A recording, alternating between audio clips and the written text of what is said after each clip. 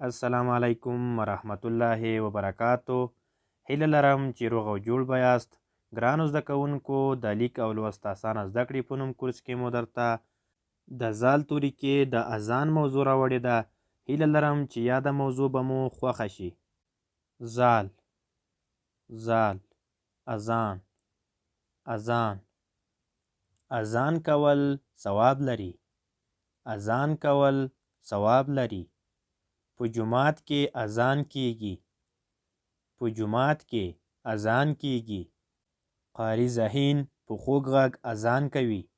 قاري ذهین په خوږ غږ اذان کوي.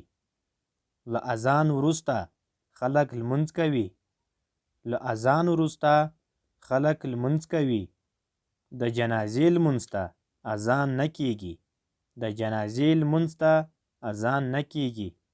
د رسول الله صلی الله علیه وسلم مؤذن بلال رضی الله تعالی عنه. د رسول الله صلی الله علیه وسلم مؤذن بلال رضی الله تعالی عنه. په ورځ کې د 5 وخته لمونځ لپاره بیل بیل اذان کیږي.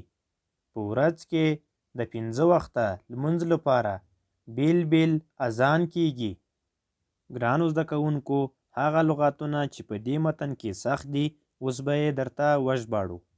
لغات: معنا: قاری، د قرآن تلاوت کوونکی یا حفظ کوونکی. قاری، د قرآن تلاوت کوونکی یا حفظ کوونکی.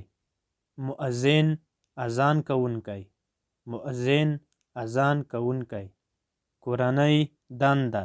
د زال توري لرونکي کلمې بیلې بیلې ولیکئ. د زال توري لرونکي کلمې بیلې بیلې ولیکئ.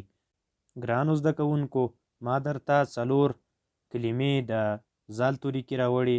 لومړی کلمه به زه درته د تورو په شکل ولیکمه، نورې 3 به بیا تاسو جوړې کړئ. ذکر، زال، کاف، ر. دا 3 توري چې سره یو ځای کړو ذکر کلمه ترې جوړیږي. ذکر، زال، کاف، ر. دا 3 توري چې سره یو ځای کړو ذکر کلمه ترې جوړیږي.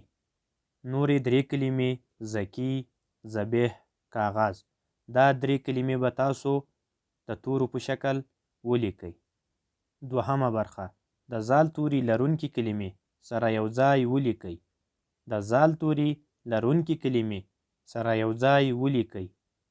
ګرانو زده کوونکو، ما تاسو ته 4 کلمې د تورو په شکل راوړې دي. لومړی کلمه به زه درته ترې جوړه کړم، نورې 3 به بیا تاسو جوړې کړئ. کاف، الف، غین، زال. دا 4 توري چې موږ سره یو ځای کړو کاغذ کلمه ترې جوړیږي.